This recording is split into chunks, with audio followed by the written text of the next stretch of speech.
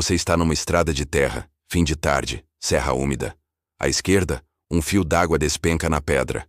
À direita, eucaliptos que sussurram com o vento. E de repente, o que antes era refúgio, vira cenário de pavor. Entre 1991 e 1995, a zona rural de Nova Friburgo, no Rio de Janeiro, passou a conviver com sussurros que tinham nome e sobrenome: Ibrahim e Pedro Henrique de Oliveira. 2 irmãos, 2 homens. Uma caçada que mobilizou moradores, polícia e o BOPE, e que até hoje levanta perguntas duras. No vídeo de hoje a gente reconstrói essa história com nomes, datas e lugares, do jeito mais fiel possível ao que foi documentado. Já deixa o like e ativa o sininho, porque o mergulho é tenso e necessário. O ponto de partida é Rio Grandina, distrito rural de Nova Friburgo. Em 15 de fevereiro de 1991, o corpo de Eliana Macedo Xavier, 21 anos, é encontrado no mato. A perícia indica estrangulamento e sinais de violência sexual após a morte. Ao lado do corpo, documentos, um crucifixo de madeira, uma carteira de veludo preta e a calcinha rasgada. Ela estava desaparecida havia uma semana. As primeiras conversas de varanda, as desconfianças da vizinhança e alguns depoimentos soltos apontam para 2 irmãos conhecidos na região, Ibrahim e Henrique, mas as provas não fecham o caso. Meses depois, a tragédia retorna.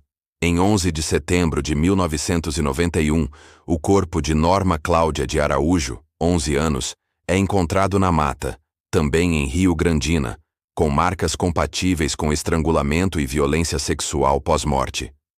Um lavrador chega a ser apontado, mas a investigação volta a girar em torno dos irmãos. Levado para interrogatório, Ibrahim confessa a morte de Norma e nega envolvimento no caso de Eliana. Por ser menor de idade, ele é internado no Instituto Padre Severino, na Ilha do Governador. O tempo passa, e quem o acompanhou diz que ele saiu de lá, pior do que entrou. Olhar gelado, postura desconectada, menos menino e mais casca. Uma espécie de prenúncio que ninguém quis acreditar. Corta para 27 de fevereiro de 1995. Segunda de carnaval. Na Cachoeira de Janela das Andorinhas, em Rio Grandina, o casal João Carlos Maria da Rocha, 30 anos, e Elisete Ferreira Lima, 39, tenta descansar. O ataque é repentino. João é brutalmente agredido e não resiste. Elisete, em pânico, se joga de um barranco para fugir e consegue pedir ajuda a moradores, já muito ferida. No hospital, ela descreve 2 agressores. Pelas falas dos próprios moradores, os nomes ganham forma. Foram os irmãos. Revoltada, a população incendeia a casa da família Oliveira. Parentes fogem por medo de linchamento. Ali, a serra entra em estado de sítio informal. Nasce uma caçada que mistura raiva, desespero e improviso. As noites ficam mais longas. Homens se revezam em vigílias. Mulheres e crianças evitam sair sozinhas. O 11º Batalhão da PM, de Nova Friburgo, vive um labirinto. Mata fechada, equipamentos precários, rádio que falha, poucos efetivos. Em junho de 1995, o BOPE é enviado para apoiar. Alívio? Em parte. A tropa de elite admite a dificuldade, treinamento urbano, pouco domínio de guerrilha em floresta. Para se adaptar, passam a contar com mateiros e cães locais. Do outro lado, os criminosos tentam confundir o faro espalhando sangue de vítimas no próprio corpo. Em campo, é jogo de paciência. Entre a cachoeira e o desfecho de dezembro, a violência escala. Em 1º de abril de 1995, em Rio Grandina, Vera Lúcia Damasceno, 35 anos, tia de Ibrahim e Henrique, é morta a facadas e deixada a poucos metros de casa.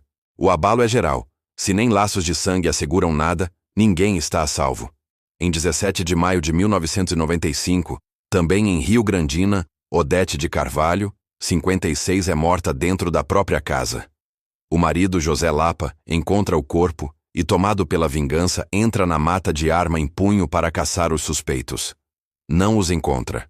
Em 27 de julho de 1995, no distrito de Banquete, município de Bom Jardim, Iria Moraes Ornelas, 67, é estrangulada na cozinha com a própria saia. A recorrência dos sinais periciais desenha um padrão que assusta. Violência sexual após a morte, corpos deixados onde caem, sem encenação. Em setembro de 1995, no interior de Nova Friburgo, uma quase vítima ajuda a virar o jogo. Márcia Cristina de Melo, 18 anos, está em casa com a mãe, Raquel, e a irmã, Andréa, quando percebe a tentativa de invasão.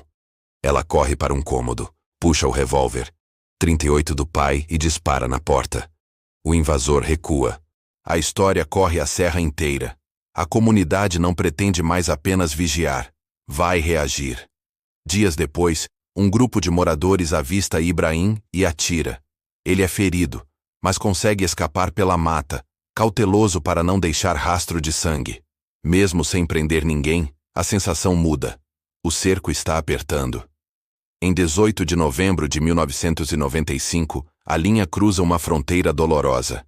Em Janela das Andorinhas, Isídio Onofre Gomes volta para casa e encontra o filho, Adriano Fautz Gomes, 9 anos, gravemente ferido e desacordado na cozinha. A esposa, Maria Dorcileia Fautz, 39 anos, grávida de 7 meses, havia sido arrastada para a mata, violentada e asfixiada com o próprio sutiã. Adriano morre 2 dias depois no hospital. A revolta transborda.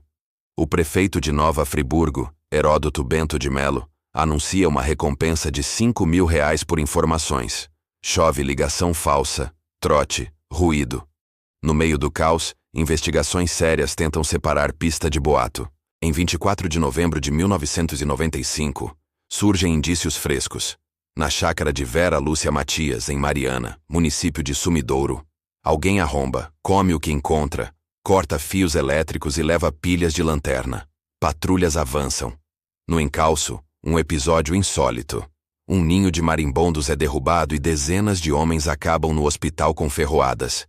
A mata parece tomar partido, e ela nunca facilita. Chegamos a 16 de dezembro de 1995. No povoado chamado Sítio do Coronel, na fazenda do Barro Branco, zona rural de Nova Friburgo, o lavrador e mateiro César Araújo Pinto, 46 anos, avista Ibrahim e avisa a polícia. Em poucos minutos, o que era rumor vira mega operação. Algo em torno de 700 homens entre PM, BOP e voluntários armados cercam trilhas e grotas. Encurralado, Ibrahim tenta atacar com um facão. É baleado pelo então subcomandante do BOP, capitão Fernando Príncipe Martins. Foge cambaleante, se arrasta pela vegetação, cai. Horas depois é encontrado sem vida. A multidão se aglomera diante do IML. Para evitar tumulto e vingança, o corpo é transferido para Itaboraí e enterrado como indigente. No sussurro da roça, detalhes pipocam, alguns verdadeiros, outros boato. Mas a caçada, pelo menos ali, termina. E o outro irmão? Some por meses. Sobrevive de pequenos furtos em roças e lavouras, emagrece, adoece. Em 17 de junho de 1996, aparece debilitado numa fazenda e pede para falar com a promotora Elizabeth Carneiro de Lima. Diz que teme ser linchado, alega inocência nas mortes e aponta quase tudo para o irmão morto.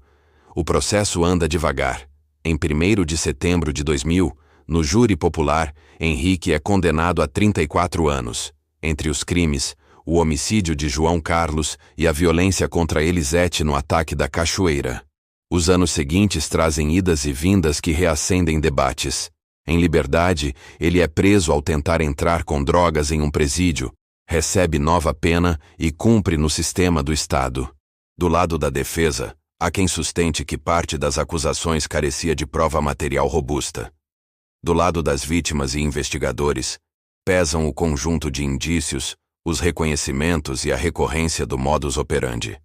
A verdade, como quase sempre, fica espremida entre o que a lei consegue provar e o que a comunidade carrega na memória. O mapa desse medo ajuda a entender por que tudo foi tão difícil. Quase todos os episódios se concentram na zona rural serrana de Nova Friburgo, com pontos em Rio Grandina e Janela das Andorinhas, e casos em municípios vizinhos como Banquete em Bom Jardim, e Mariana em Sumidouro. Território de mata atlântica densa, vales fundos, trilhas pouco batidas, muitas propriedades isoladas, gente que conhece cada atalho desde criança. Para quem domina o terreno, a floresta vira casa. Para quem chega de fora, ela vira labirinto. Anos depois, em 2020, a história inspira o cinema. Macabro, longa do diretor Marcos Prado, usa o caso real como ponto de partida para discutir racismo estrutural, violência policial, feminicídio e o modo como se constroem culpados em contextos de pânico.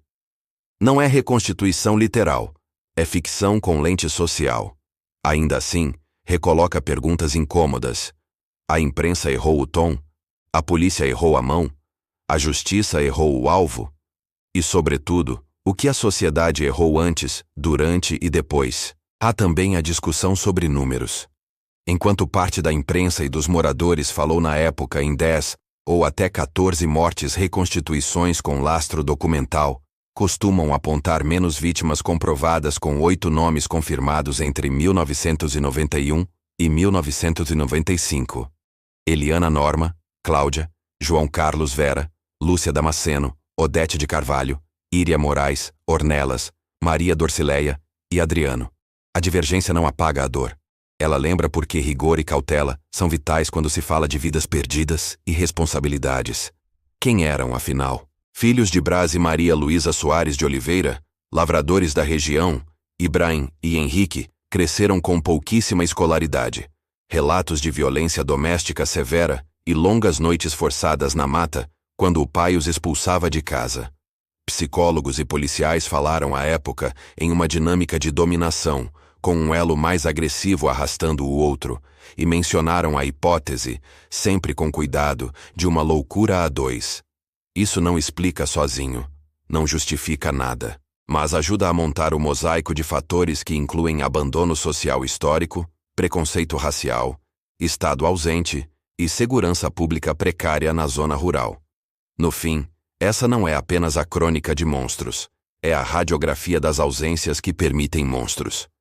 Quando o Estado falha, a população se arma, e na ânsia de se proteger, pode acertar inocentes.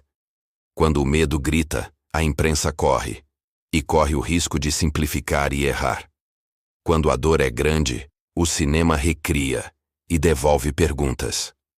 A memória das vítimas precisa de respeito, pelo nome, pelo lugar, pela data. E a gente precisa aprender com o que deu errado para que a mata não volte a ser esconderijo do que preferimos não ver.